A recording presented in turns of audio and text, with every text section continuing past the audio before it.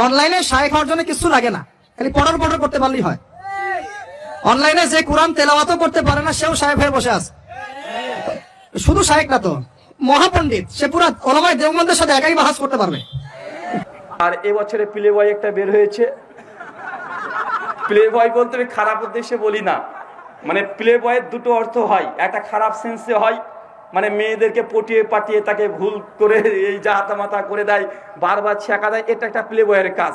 আর একটা প্লে বয় মানে হচ্ছে যে না, মানে ওকে ওই উদ্দেশ্যে নয়, সে যেহেতু খেলাধুলা করতো এই জন্য তার সিফাতের দিকে তাকিয়ে আমি নাম রেখেছি প্লে বয়। খারাপটা নেবেন না, ভালোটা নেন। ও বলছে এই বড় বড় আহলে হাদিস দাবি করছে, 2 পৃষ্ঠা পড়তে দিলে পড়তে পারবে না, দাঁত মুখ ভেঙে পড়ে থাকবে, এটা কি আহলে হাদিস? আমি তোমাকে ওই কথা বলি, এই একবার যে থেকে বাহারুল মুহিত আর ফতোয়া স্বামী আর ফতোয়া স্ত্রী আরবি ইবারত খুলে দিই, তোদের ভ্যান চালক, রিক্সা চালক, মাদ্রাসা, দারুল উলুম দেওবন্দ, ফারেক হওয়া অনেকজনই এই ইবারতকে হজম করতে পারবে না। তুই এবার কিভাবে দেবন্দি হলি? বা আছে না নাই কথা বলেন? ইমাম আবু হানিফার যদিও হচ্ছে সহিহ সনদে আসমানের নিচে কোনো গ্রন্থ প্রমাণিত না, একটাও নাই। যেটা ফিকুল আকবার বলা হয় এটাও প্রমাণিত নয়।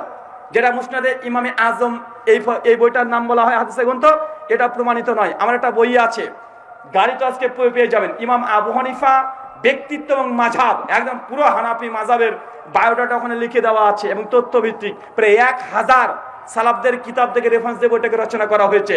সর্বদা শুধু আপনাকে আমি এতটা বোঝানোর চেষ্টা করলাম যে আহলুল হাদিস বলতে শুধু যে মুহাদ্দিসগণ এটাই যে ঠিক এমনটা নয়, তারা তো অবশ্যই আহলুল হাদিস। আম জনতা যারা সাধারণভাবে হাদিসের পুরো চর্চা করে, হাদিসকে মেনে চলে, যদিও হাদিস মুখস্থ না থাকে কিন্তু মেনে চলে, তারাও আহলে হাদিস। এটা আমাদের ফতোয়া নাই, এটা ইমাম আহমদ বিন হাম্বল 264 হিজরিতে সেই সময় বলে গেছে। খতিব বাগদাদি তার আর জামে 183 নম্বর হাদিসে আলোচনা করতে এটা সংকলন করেছে। পরবর্তী সময় শাইখুল ইসলাম ইবনে তাইমিয়া 788 ওয়াফাত, মৃত্যুবরণ করেছে। মাজমাল ফতোয়া 4th খণ্ডের 19 নম্বর পৃষ্ঠায় তিনি একথাই বলছে, আহলে হাদিস 2 ধরনের, মুহাদ্দিসগণ আহলে হাদিস এবং তার অনুসারী এরাও আহলুল হাদিস।